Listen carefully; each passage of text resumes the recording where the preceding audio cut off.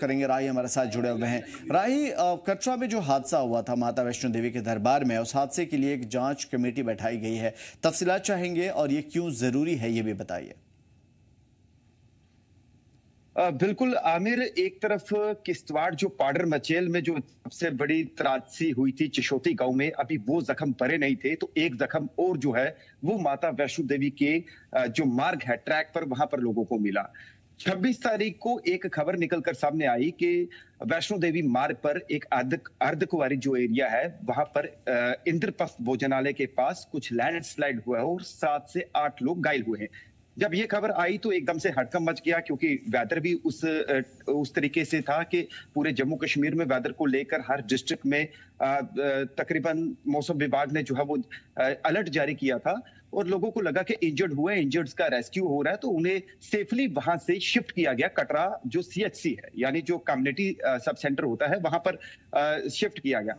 धीरे धीरे करते आमिर कुछ ही 1 या 1.5 घंटे के बाद श्राइन बोर्ड का एक ऑफिशियली ट्विटर हैंडल पर एक वर्जन आता है कि उन्होंने कहा कि 5 अनफॉर्चुनेट के 5 लोगों को, 5 यात्रियों को हमने इस हादसे में खो दिया है। ये 5 की बात रही, एकदम से पैनिक सिचुएशन होगी, सब लोग परेशान हो गए, लेकिन धीरे धीरे करते आमिर 5 के बजाय यह आंकड़ा बढ़ता बढ़ता बढ़ता और ये 34 पहुंच गया।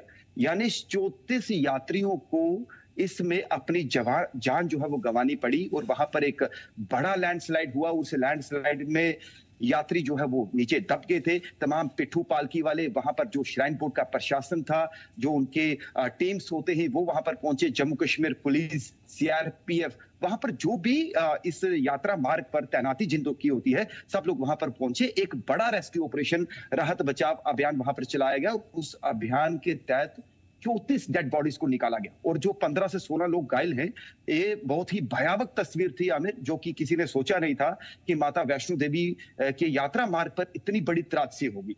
अब 34 लोगों की बॉडीज को जो है जब शिफ्ट जीएमसी जम्मू में किया गया, मॉर्चरी में रखा गया, सबकी आइडेंटिफिकेशन के बाद उनके शवों को वापिस जो है उनके घर पे रवाना किया गया। अब इस चीज की चर्चा ना केवल कटरा में बल्कि पूरे देश में होना शुरू होगी। जम्मू कश्मीर में खास तौर पर चाहे वो विपक्ष हो या फिर आम लोग ये सवाल उठाना शुरू कर गए कि श्राइन बोर्ड, इतनी बड़ी श्राइन बोर्ड से चूक कैसे हो सकती है। अगर पूरे जम्मू कश्मीर में अलर्ट जारी किया गया है, माता वैष्णो देवी की जो यात्रा मार्ग है काफी सेंसिटिव एरिया है आमिर, अगर मैं उसका थोड़ा सा रोड मैप अगर मैं आपको समझाना चाहूं, बताना चाहूं, तो क्योंकि ये जो माता का दरबार भवन की तरफ रास्ता जाता है, जब हम बेस कैंप से शुरू करते हैं, कटरा बेस कैंप से जैसे बस स्टैंड पहुंचते हैं, वहां से यात्रा काउंटर पर जब हम वहां पर जो रजिस्ट्रेशन कराते हैं, हमें एक कार्ड दिया जाता है, वो ट्रैक कार्ड होता है कि आपकी यात्रा वहां से प्रारंभ हो चुकी है। भवन पहुंचने तक पूरा डाटा जो है वो श्राइन बोर्ड के उस काउंटर पर रहता है कि जो सिस्टम के तहत कि यात्री कहां कहां से किस मार्ग से चल रहे, कहां पर जा रहे हैं।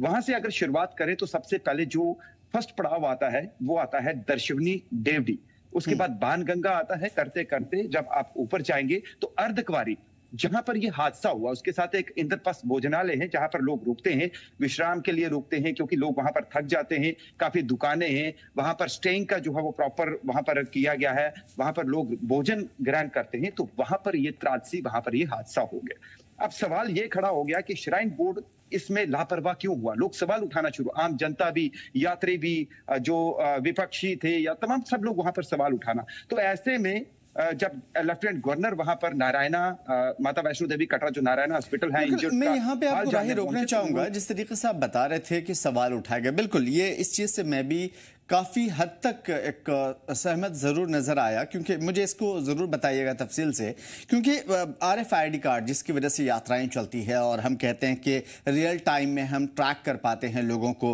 उसके अलावा जो यहाँ पे अर्धकुंवार की आप बात कर रहे थे, वहाँ पे सिचुएशन ऐसी है कि हर तरह की सेफ्टी मेजर्स को फॉलो किया जाता है पहले। तो इन तमाम तर चीज़ों को क्या मद्देनज़र नहीं रखा गया, या ये कुदरती आफात है जिसके आगे हम बेबस हैं? और RFID कार्ड जिसके ऊपर एक बड़ा सवालिया निशान बन रहा है, क्योंकि यात्राएं बहुत सारी इसके थ्रू होती है, इसके जरिए होती है। बिल्कुल आमिर, ये सवाल जो है लोगों ने जब सवाल इसको उठाया, जैसे आप ये जिक्र कर रहे हैं कि जो कार्ड का जिक्र कर रहे हैं, जब यात्रा चलती है तो प्रॉपर एक रजिस्ट्रेशन होता है। और माता वैष्णो देवी की जो यात्रा है, ना केवल जम्मू कश्मीर बल्कि वर्ल्ड वाइड है। देश भर के विश्व भर से श्रद्धालु यहाँ पर आते हैं और देश की मात्र ऐसी ये विश्व की यात्रा है जो 24/7 है। 365 दिन दिन रात लोग जो है वो यात्री इस यात्रा मार्ग पर जो है वो चलते हैं। तो एक इस यात्रा को लेकर उस पूरे एरिया को ट्रैक किया जाता है, यानी श्राइन बोर्ड को उस पूरे एरिया को मॉनिटर करना पड़ता है कि इस यात्रा में किस जगह पर जो लैंडस्लाइड प्रोन एरिया है, कहां पर स्टोन शूटिंग हो सकती है।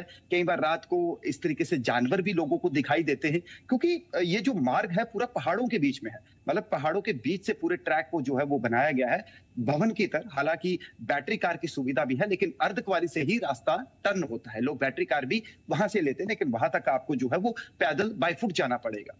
लेकिन सवाल ये खड़ा होता है, ये हम नहीं सवाल कर रहे हैं, हम भी सोचने पर मजबूर हैं। लोग सवाल कर रहे हैं, यात्री सवाल कर रहे हैं, सब लोग पूछ रहे हैं कि श्राइन बोर्ड को अगर पता था कि इस समय वेदर बैड है, पूरे जम्मू कश्मीर के अंदर अलर्ट जारी किया गया है। अभी हमें सबक जो है मां मचेल वाली की जो यात्रा थी, जहां पर किश्तवाड़ पाडर चशोती में जो त्रासदी हुई है, एक बड़ा हादसा हुआ है, उससे भी सबक लेना चाहिए था। उसके बावजूद भी बैड वेदर के दौरान ये यात्रा कैसे चलती रही, ये सवाल है लोगों का। अब इस सवाल का ना तो श्राइन बोर्ड के पास कोई जवाब है, ना किसी और के पास जवाब है। हालांकि एलजी मनोज सिन्हा से जब पूछा गया वहां पे जो मीडिया कर्मी थे, तो उन्होंने सिर्फ इतना बताया कि ये क्लाउड ब्रस्ट हुआ है। हालांकि ये लैंडस्लाइड, कुछ लोग कह रहे हैं जो प्रत्यक्षदर्शी हैं, जो वहां पे आई विटनेस हैं, उन्होंने बताया कि ये लैंडस्लाइड का मामला है।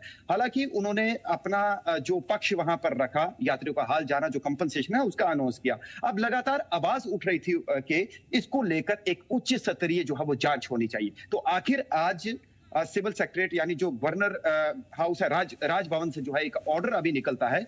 उस ऑर्डर में मेंशन किया गया कि एक उच्च स्तरीय जो इस पे जांच है वो कमेटी बिठाई वो गई बनाई जाएगी। बिल्कुल, बहुत ही सही तरीके से आपने क्लियर किया कि यहाँ पे क्या कुछ हुआ होगा और कुछ सवालों के जवाब जो अभी भी बाकी है, और इन्हीं तमाम तर चीजों को खोजने के लिए ये कमेटी बनाई गई है। और यकीनन जांच के बाद जरूर ये सारी चीजें क्लियर हो पाएंगी और आने वाले दिनों के लिए प्लान बनेगा। बहुत बहुत शुक्रिया राही तमाम पर बेहतरीन मालूमात और अपडेट्स के लिए। तो फिलहाल जो सिचुएशन है वो आपको जरूर समझ में आ गई होगी कि यहाँ पे क्या हुआ था, और जिन सवालों के जवाब नहीं मिले हैं उसके सवाल खोजने की तैयारी है।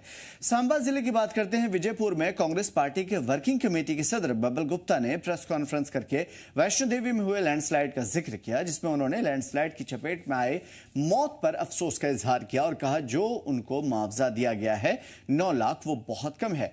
उन्होंने श्राइन बोर्ड के कामों पर भी सवाल या निशान उठाए। उन्होंने कहा कि अगर बारिश के लिए अलर्ट जारी था तो पहले से फिर माता वैष्णो देवी यात्रा चलने में श्राइन बोर्ड ने इजाजत क्यों दी, यानी कि आगे बढ़ने की इजाजत कैसे मिली, जो राही अभी सवाल उठा रहे थे। उन्होंने कहा कि श्राइन बोर्ड की गलती की वजह से यह बड़ा हादसा हुआ है। इस मौके पर उनके साथ कांग्रेस पार्टी के पीसीसी सदर और तीर्थ राम भगत, कांग्रेस पार्टी के नेता माड़ू राम सहित दीगर लीडरान मौजूद थे।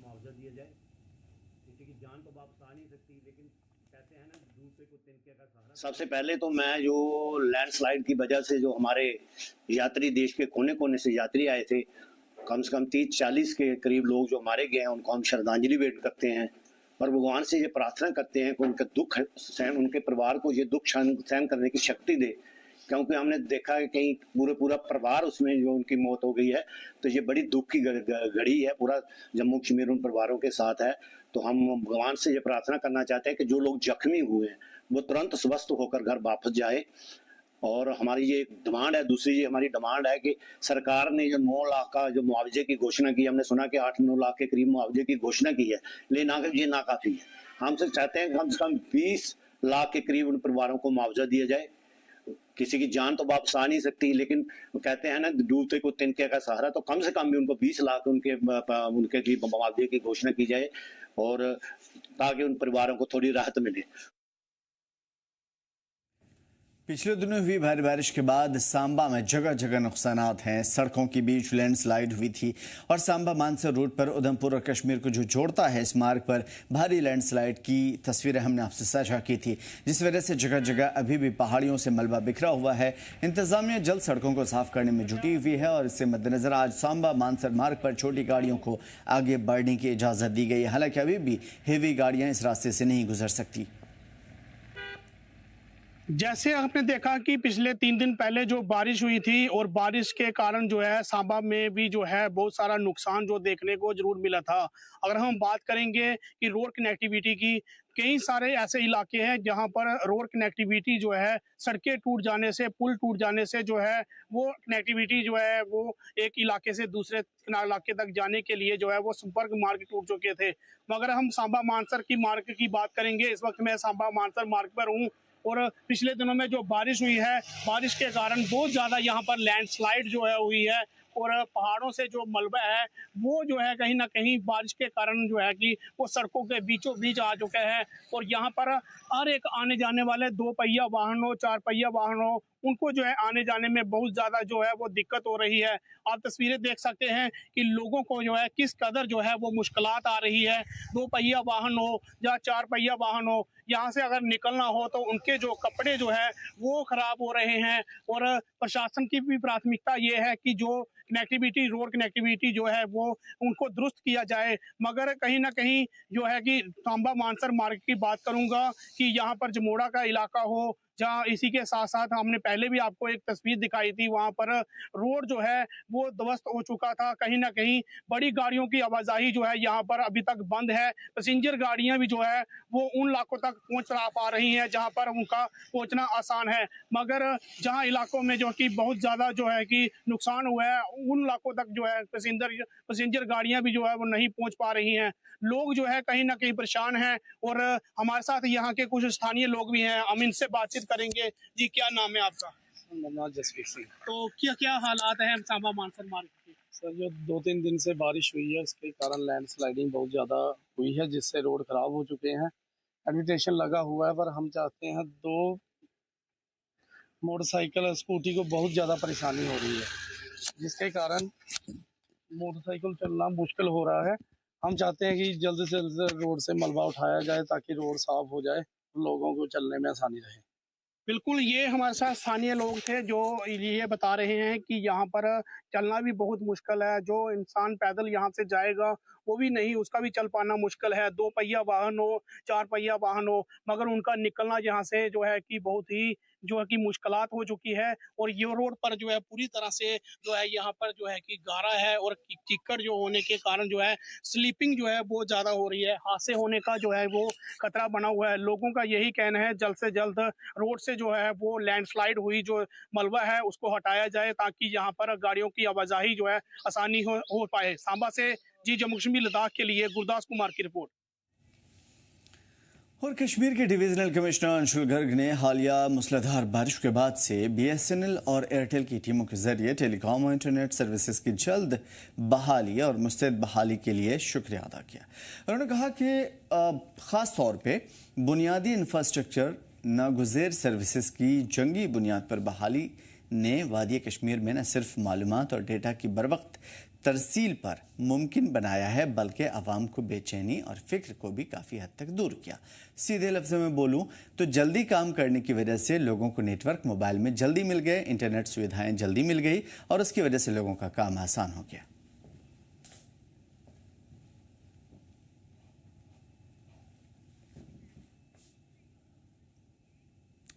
श्रीनगर एमपी आगा रोहला मेहदी ने एमएलए शब्बीर अहमद खुले के साथ मिलकर के मरकजी वजीर सेहत से मुलाकात की।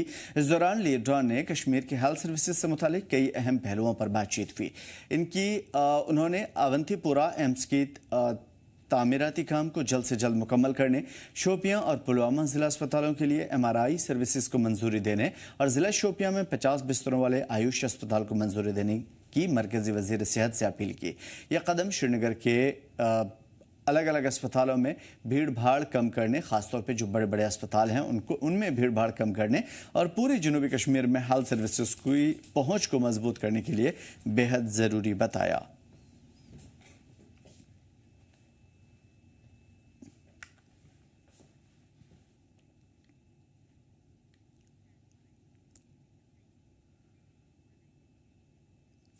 वज़ीर सेहत अमित शाह इतवार को जम्मू पहुंचने वाले हैं। सैलाब से हुए नुकसान का जायजा लेंगे। जम्मू राजभवन में आला सतही मीटिंग करेंगे और किश्तवाड़ में बादल फटने से नुकसान का जायजा लेंगे। जी हां, अमित शाह, होम मिनिस्टर अमित शाह का दौरा काफ़ी अहम है। कटरा में लैंडस्लाइड से हुई तबाही पर भी बातचीत होगी और किश्तवाड़ में हुई बादल फटने यानी कि क्लाउड बस्ट से हुए नुकसान पर भी गौर ख़ास किया जाएगा। जम्मू राजभवन में आला सतही हाई लेवल की मीटिंग की जाएगी और ये दौरा उनका काफ़ी अहम भी है क्योंकि इस वक्त जम्मू कश्मीर में आई कुदरती तबाही की वजह से सेंट्रल गवर्नमेंट की नज़र सबसे ज़्यादा ज़रूरी है क्योंकि उन्हीं के ज़रिए किसी भी यूनियन टेरिटरी में हुई तबाही की नुकसानात की भरपाई की जाती है।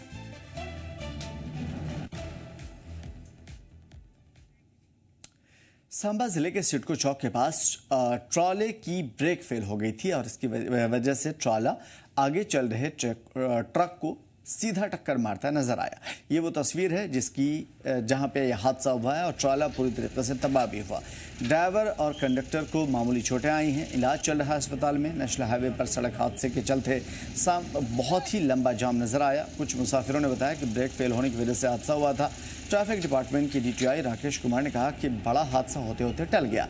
नेशनल हाईवे पर ट्रैफिक जैसे आम तरीके से चलती है वैसे ही चल रही थी और अफसरान ने यह कहा कि सड़क की हालत काफ़ी ज़्यादा खस्ता भी है। तामीराती काम के चलते अक्सर ये हादसे होते हैं जिसे काबू करने की कोशिश चल रही है। ये सर एक तो मेन तो जो हाईवे पे पत्थर रख रखे हैं ना दोनों साइड। मैं सर इधर पीछे पठानकोट से आ रहा था, पीछे से मैं गंगानगर से भर के आ रहा था, कनक भर के आ रहा था, बड़ी ब्राह्मण जाना था फैक्ट्री में। तो इधर सर पत्थर रखे हुए थे, पुल उतरते ही गाड़ी के ब्रेक फेल हो गए सर। तो ब्रेक फेल होने के कारण गाड़ी जो आगे गाड़ी थी उसने यहाँ पे आके ब्रेक मारे। उसने तो ब्रेक लगाने थे सर, उसकी कोई गलती नहीं है, बिउखली थी, अगले ने ब्रेक लगाने थे। तो उसको तो थोड़ी मालूम था कि पीछे वाली गाड़ी के ब्रेक नहीं लग रहे हैं। तो जब मेरे ब्रेक नहीं लगे सर तो मेरे को ड्राइवर ने बोला कि भाई जी गाड़ी ने ब्रेक छोड़ दिए हैं, अपना भी साइड पे हो जाओ। फिर उसने मेरे को, एक मेरा भतीजा था ये वाला बच्चा, ये भी अकेला है, मैं अपना बहुत ही मुश्किल से गुजारा कर रहा था। ये सुबह 7:15 बजे के लगभग ये एक्सीडेंट हुआ था जो कि ब्रेक फेल्स। हमने जो ड्राइवर से बात की है तो वो बोल रहा कि गाड़ी की ब्रेक फेल्स हो गई। आगे जो ट्रक चल रहा था उससे मैं पीछे से हिट हो गया। अगली वाली गाड़ी को तो कुछ हुआ नहीं लेकिन इस गाड़ी का बहुत ज़्यादा नुकसान हो गया। ड्राइवर अभी ठीक है, तो थोड़ी बहुत चोटें आई है, वो हॉस्पिटल में अभी इलाज चल रहा है उसका। बड़ा हो सकता है। हाँ, बड़ा नुकसान हो सकता है लेकिन थोड़ा बचाव हो गया, किसी जान माल की हानि नहीं हुई और ना कोई छोटी गाड़ी इसकी चपेट में आई, तो बड़ा हादसा होने से बच गया। ट्रैफिक मूवमेंट सर किस तरह से आ रही है?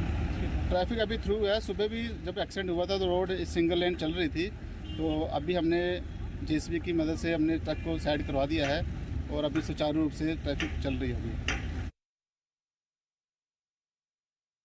इस वक्त मैं जम्मू पठानकोट राष्ट्रीय राजमार्ग सांबा के सिडको चौक के पास मौजूद हूँ और आपको बता दूं कि एक बार फिर जो है सांबा का सिडको चौक में जो है ट्रक की ब्रेक फेल हो जाने से बड़ा हादसा जो होते होते वो टल गया है। ये आप देख सकते हैं, ये ट्रक है जो पठानकोट से कठुआ से जम्मू की ओर जा रहा था और जैसे ही ये आपको मैं दिखा दूं कि ये फ्लाईओवर आप देख सकते हैं कि इस फ्लाईओवर पर जो है ये ट्रक पहुंचता है और गाड़ी का जो कि रफ्तार जो तेज होती है, ट्रक की ब्रेक फेल हो जाने से जो ट्रक जो है अगली जो ट्रक गाड़ी खड़ी होती है उसके साथ टकरा जाता है और ये ट्रक जो है पूरी तरह से क्षतिग्रस्त हो चुका है। ये आप देख सकते हैं, गाड़ी जो है वह पूरी तरह से चकनाचूर हो चुकी है और बड़ा नुकसान जो है हुआ है। यहाँ पर ये देख सकते हैं ट्रक का नंबर जो है PB03AJ2856, ये गाड़ी का जो है ट्रक का नंबर है जो कठुआ से यहाँ से अगर हम बात करेंगे बड़ी ब्राह्मणा जा रही थी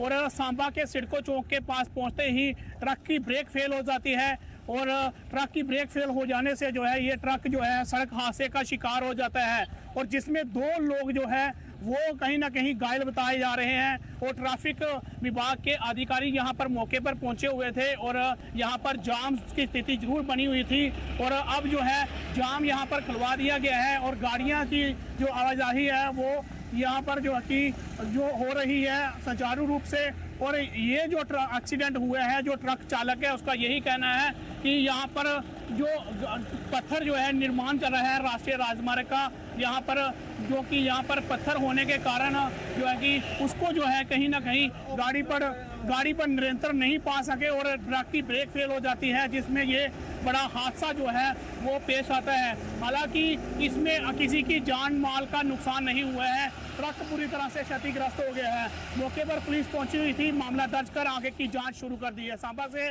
जी जम्मू कश्मीर लद्दाख के लिए गुरदास कुमार की रिपोर्ट। ज़ैनबपुरा तहसील के सफ़ा नगरी इलाके में आज जंगली भांग की बढ़ती हुई पैदावार को रोकने और इसके नाजायज़ इस्तेमाल को ख़त्म करने के मकसद से ख़ास मुहिम चलाई गई। इस मुहिम की क़यादत SDM ज़ैनबपुरा ने की थी, जिसमें मुकामी अवाम ने बढ़ चढ़ कर हिस्सा लिया।